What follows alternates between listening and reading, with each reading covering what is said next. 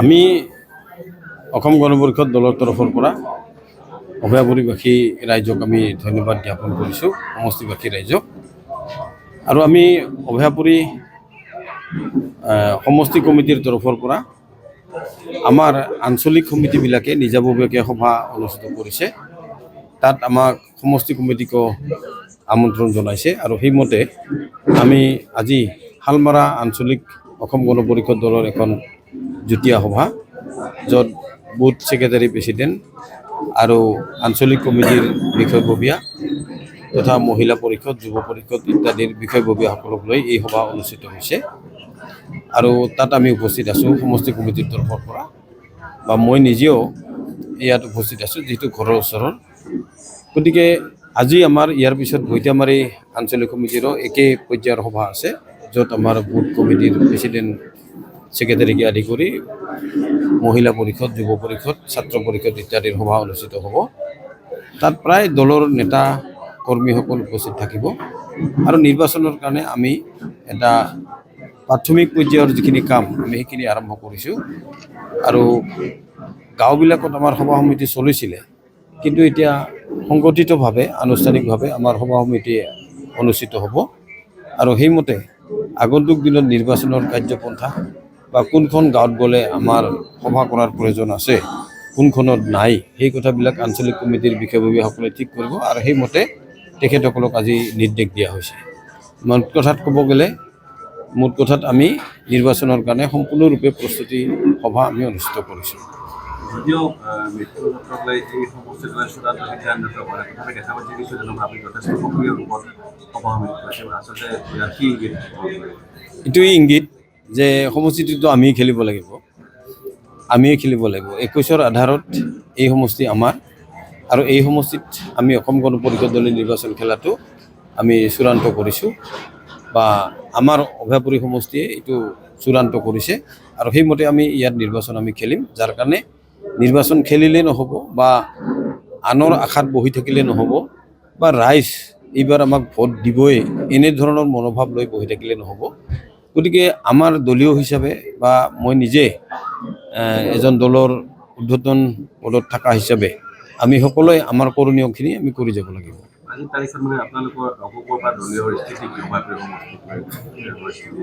আমাৰ দলীয় স্থিতি স্পষ্ট যে অভয়াপুৰী সমষ্টিত আমি নিৰ্বাচন খেলিম, এইটো স্পষ্ট।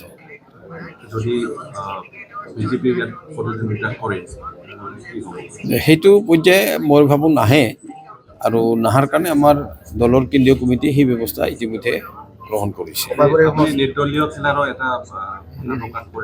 নাই, সেইটো এটা পৰিস্থিতিত এই কথাটো কোৱা হৈছে। মোক সোধা হৈছে, আৱেগ নহয়, মোক সোধা হৈছে যে যদি আপোনাক দলীয় টিকেট নিদিয়ে, মিত্ৰজোঁটৰ ফালৰ পৰা নিদিয়ে, দলেও যদি নিদিয়ে, নিৰ্দলীয় খেলিব নেকি? বোলে খেলিম। মইতো ভোট ক'ৰ পৰা বাঢ়িব? ভূপেন ৰায় হিচাপে অসম গণ পৰিষদৰ যিখিনি ভোট থাকিব, আৰু ব্যক্তিগতভাৱেও তেতিয়া বিজেপিৰ ফালৰ পৰাও বহু ভোট মোৰ প্ৰতি আহিব, আৰু কংগ্ৰেছৰো বহু ভোট মোৰ প্ৰতি আহিব, আৰু CPM কৰি থকা যিখিনি আমাৰ মানিকপুৰ অঞ্চলত আছে, সেই ভোটখিনিও মই পাবৰ কাৰণে যেতিয়া সক্ষম হ'ম, মোৰ সহজেই হ'ব নিৰ্দলীয় হিচাপে। কিন্তু নিৰ্দলীয় হিচাপে নেখেলিলে, বা মিত্ৰজোঁটৰ প্ৰাৰ্থী হিচাপে খেলিলে, যে কংগ্ৰেছ পক্ষৰ কিছু ভোট অহাৰ কাৰণে অসুবিধা আছে, CPMৰ ভোট অহাৰ কাৰণে অসুবিধা আছে, সেই অসুবিধাবিলাক আছে। বৰঞ্চ মোৰ সহজ বেছি হ'ব ভোট পোৱাৰ কাৰণে।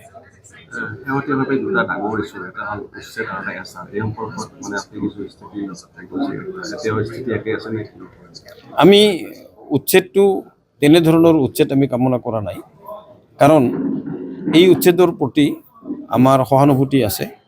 আমি একো কৰিব পৰা নাই, কিন্তু যদি বিধানসভাত থাকোঁ আমি মাত মাতিম।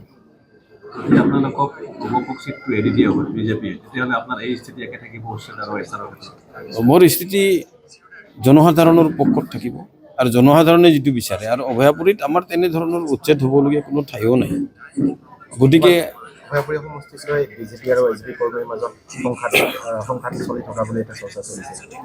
নাই, সেইটো ফেচবুকত চলিছে, সংঘাতটো ফেচবুকত চলিছে। তাৰমানে মুখ্যমন্ত্ৰী ডাঙৰীয়াই বঙাইগাঁৱত সংবাদমেলত কোৱা কথাখিনি লৈ বিজেপিৰ কৰ্মীসকল বহুত উৎসাহিত হৈছে, আৰু তেওঁলোক ধৰি ল'লে যে আজি আসনখন সমানে ভাগ কৰি দি থৈ গুচিয়ে গ'ল মুখ্যমন্ত্ৰী ডাঙৰীয়াই। গতিকে তেখেতসকলে বহুত উৎসাহিত হ'ল আমাৰ দলৰ কৰ্মীকো বিভিন্ন ধৰণৰ তুচ্ছ তাচ্ছল্য তেখেতসকলে কৰাৰ ফলত তেওঁলোকে যেতিয়া বুজি পালে আজি আৰু সেই কথাটো নাই এতিয়া 3 দিনমান চলিছিল সেইটো দলীয়ভাৱে কিবা বৰ্তমানে কিবা আগবাঢ়িছে নেকি এই ক্ষেত্ৰত আপোনাৰ লগত? দলীয়ভাৱে আমাৰ ইতিমধ্যে যোগাযোগটো হৈছে আৰু দলে আমাৰ ফালৰ পৰা বিচাৰিবলগীয়া চিট আমি যিকেইটা বিচাৰিম সেইকেইটাৰ ভিতৰত অভাৱৰী আছে